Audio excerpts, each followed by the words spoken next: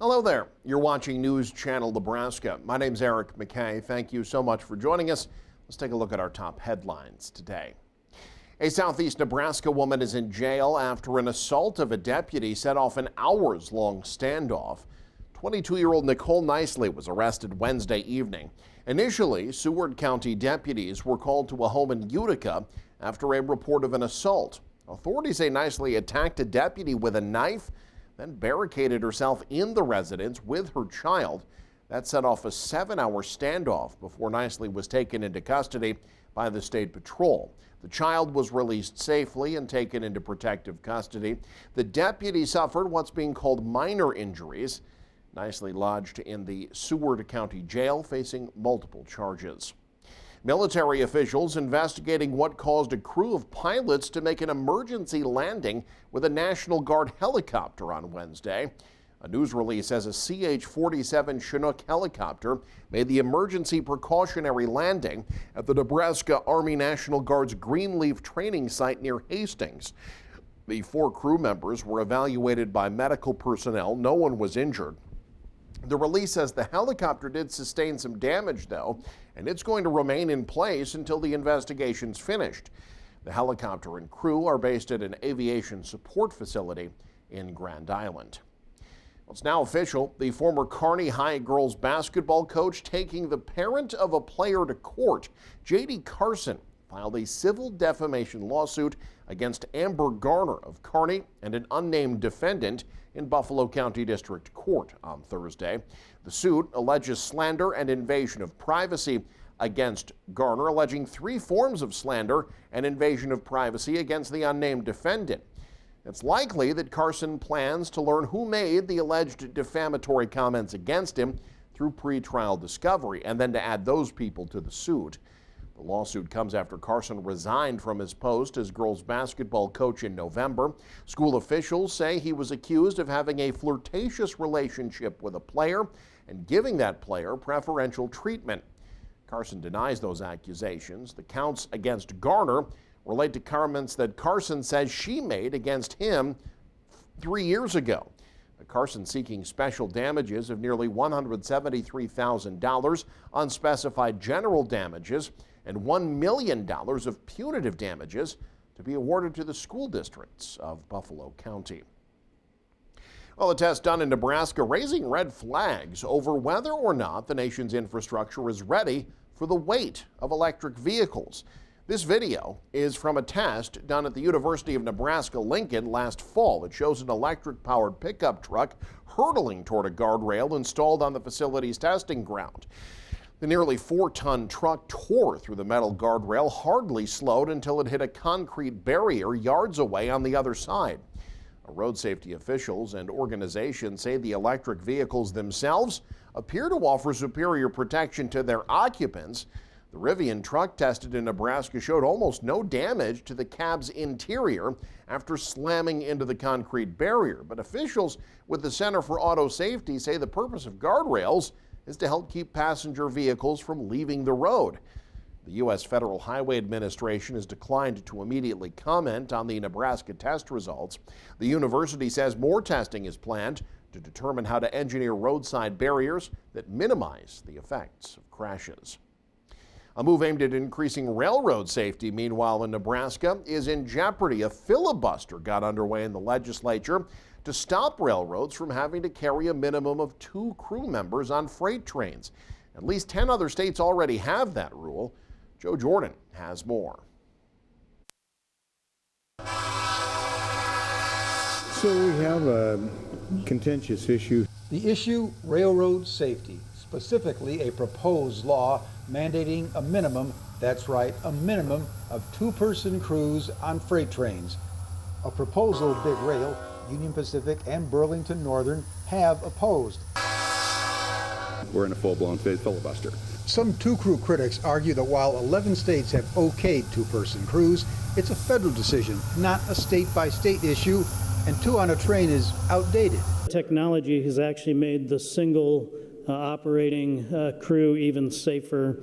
As we've reported, that's an argument some find laughable. It's really alarming that the railroad industry actually wants to cut back the number of people operating on a train from 2, as is the current standard, to 1. Right. 1 person, which is absurd. Trains need an engineer to drive the train and a conductor for the rest of it. It's not one of those jobs where we have 2 people do it, even though it clearly only requires 1, like anchoring the news or renovating a home or hosting the 2011 Oscars. And people who work on these trains will tell you every part of their job is exhausting now. When it comes to the single person, you're going to go 12 hours. No cell phone, no telephone, nothing. It's like driving your car from here to San Antonio, Texas, with nobody to talk to. Jacobson says he has enough votes to pass the bill, but possibly not enough to stop the filibuster and keep any 2-crew mandate out of Nebraska. In Omaha, Joe Jordan, News Channel, Nebraska. Should the 2-crew state mandate fail, the federal government could still order it nationwide. Some think as early as April. Staying in the unicameral, a bill inspired by a similar measure in Kentucky could help Nebraska child care providers. State Senator John Frederickson has introduced LB 856. The Omaha lawmaker says he modeled the bill after a law that's been successful in Kentucky. Under the bill, child care providers who work at least 20 hours a week would qualify for the federal child care subsidy for their own child's care, regardless of their income. We found that there are child care providers who would otherwise qualify, but because there was almost like this cliff effect where their income would prohibit them from qualifying. So this takes it out as a factor for them and allows them to qualify for their own children. Frederickson says while the income requirement for the child care subsidy would be waived, child care providers would still have to meet the other federal eligibility requirements. In his view, the bill has the potential to have a wide-reaching impact. If we can attract or even retain 10 providers, that opens up upwards of 70 slots, so 70 different families. So the potential that this has for ripple effects on the economy and also on the availability of workforce is really significant. As of mid-2022, the average annual salary for full-time Nebraska child care workers was $28,000. The yearly cost of child care for a toddler in Nebraska averages $7,500 in a home-based setting, nearly $10,500 in a child care center. On Central Nebraska, a school district finalizing a bond issue proposal for a new school addition. Ana Ruth Lugo Mejia has more. A Central Nebraska school district is working to get plans for an addition approved by the school board and sent to voters. The Giltner Public Schools Board of Education is considering an addition to the current school building that administrators say is urgently in need of space. Part of the elementary school was built in 1954. The kitchen is small and students eat lunch in the gym. Superintendent Dr. Ningmom says they started planning for the addition last year and that it's a necessary step for the school. A lot of it has to do with we've outgrown our space. We've really grown. Our enrollment has grown a lot over the last 3 or 4 years. It continues to grow. The projected numbers says it's going to continue to grow. What was initially going to be a $21.7 million bond issue has been reduced twice already and is expected to shrink again at the board's upcoming meeting. Right now, it's at $11.56 million. It's just been downsized to meet the current needs and separate, some of the things that maybe we're going to push that project too high at the time. Plans include space for locker rooms for kids, 3 daycare classrooms, 4 more classrooms, a kitchen, a commons area, and more. It's always got to be what's best for our kids, more opportunities for our kids to grow, more space for our staff to teach. I think it's great for our community.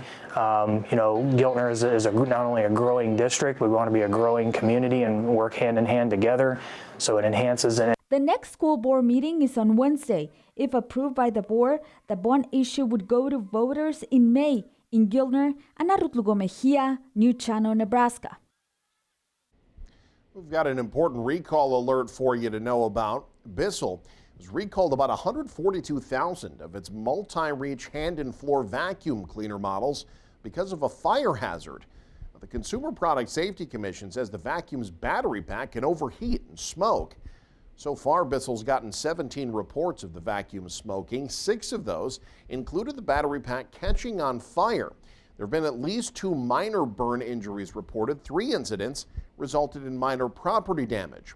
Now, consumers are being asked not to throw the recalled battery in the trash. Instead, contact Bissell for instructions on how to deplete the charge of the battery and get a free replacement.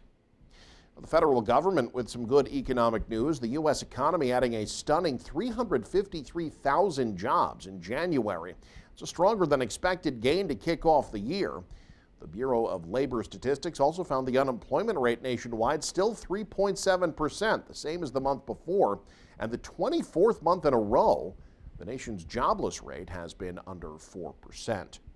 New data, meanwhile, shows test scores are slowly rebounding among American students who suffered educational loss during the pandemic. The report was released this week by researchers at Harvard and Stanford universities. The group's been tracking annual test data from 30 states. Nebraska was not a part of that study. The results, though, show that test scores in reading and math improved last spring for the first time since the pandemic. Researchers found students have made up 1/3 of what they lost in math, about 1/4 of what they lost in reading since COVID school shutdowns. Overall, test scores across the country, though, are still lower than before the pandemic, according to the report. More babies in the U.S. are being born early. A new report from the Centers for Disease Control and Prevention found the rate of preterm births rose 12% between 2014 to 2022. Doctors say they consider preterm babies any that are born before 39 to 40 weeks of gestation. The CDC didn't speculate what might be driving the trend. In general, doctors say they don't know why some people give birth earlier than their due date. But babies born prematurely are at risk for short-term health issues like infections and breathing problems. They might also develop long-term conditions like asthma, hearing loss, and stomach problems. A city in northeast Nebraska addressing concerns from residents about an ongoing foul smell. The city of Norfolk says the bad smell residents have been noticing is because of the water pollution control plant. The city says because of months of heavy industrial loading and January's cold temperatures, that's impacted their peroxide system. These factors have also negatively impacted the biological treatment process. Now, the city says the peroxide system back online, that should help alleviate some of the odor issues, but the city's warning those lingering odors might stick around for a few weeks. Well, the Teammates Mentoring Program honoring some of its mentors in southeast Nebraska. Kyle Mathis has more. January was National Mentoring Month, and mentors in Fairbury's Teammates program were honored for that. Residents who mentor students were brought to the court at halftime of the Fairbury girls varsity game against Johnson County Central to be recognized. But we just wanted to have some good publicity and get our mentors out in front of a lot of fans, and they got a nice recognition that night. The program provides an opportunity for students and mentors to meet for 30 minutes every week and develop a role model-like relationship. Teammates is a mentoring program that matches an adult with a student, and it's to inspire students to become the best that they can be and positively influence them. Jill Davis, the program coordinator for Teammates, emphasizes the importance of the program not only in Fairbury, but all around the country. It's very important because all kids, no matter if they're at risk or if they're, just your, general student, but all students can use a positive adult influence in their life. In order to become a mentor for the Teammates program, you can reach out to Jill Davis or call 402-729-6104. You can also go online to apply, and the program will provide training for new mentors. Reporting for News Channel Nebraska, I'm Kyle Mathis. And finally, some big-time comedic talents are coming to a small town in Nebraska this summer. Organizers of the Great American Comedy Festival in Norfolk announced Friday that comedians Frank Caliendo and preacher Lawson will be headlining their festival this June. Caliendo's spot-on impressions have made him a mainstay of TV and live shows for over 2 decades. Lawson, one of the hottest acts in comedy, appearing on the current season of America's Got Talent Fantasy League. The festival honors the legacy of Norfolk native Johnny Carson. It'll be held June 13th through the 15th at the Carson Theater in Norfolk. Well, you can find much more by visiting us online. Head to newschannelnebraska.com. Click on the headlines there. You can also get the latest weather, sports, and much more. I'm Eric McKay. Thank you so much for joining us. Have a great day.